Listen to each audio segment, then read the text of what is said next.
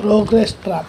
So, yung progress trap daw, pag nag-a-advance yung technology, nag-a-advance yung society, pero yun ay nag-lead sa long-term negative consequences. For example ko na lang, social media is one of technology's advancement.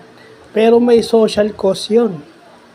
May social cost yun na kahit anong balita sa mga tao na pwede mong ipakalat, sa mga celebrities, pwede mo ipakalat kahit hindi naman totoo.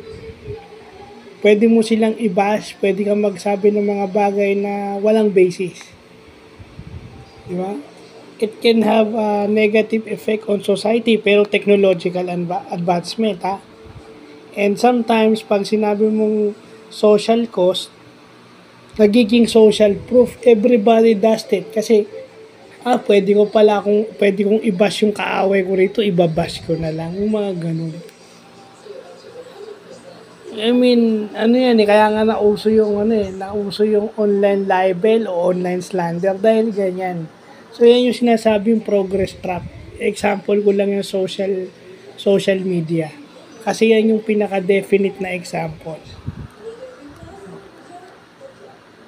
Kasi nagiging advancement niya sa technology, pero yan meron niyang social cost. Meron niyang, it can cause perturbation o yung mental uneasiness sa mga tao kapag nababasa nila, nagiging toxic. Pumapasok sa isip ng mga tao yung toxicity ng bawat nakikita nila sa social media. O, di ba? So, yun yung sinasabi mong progress trap. Nagpo-progress tayo in terms of technology pero may social cost. So, yun lang pa.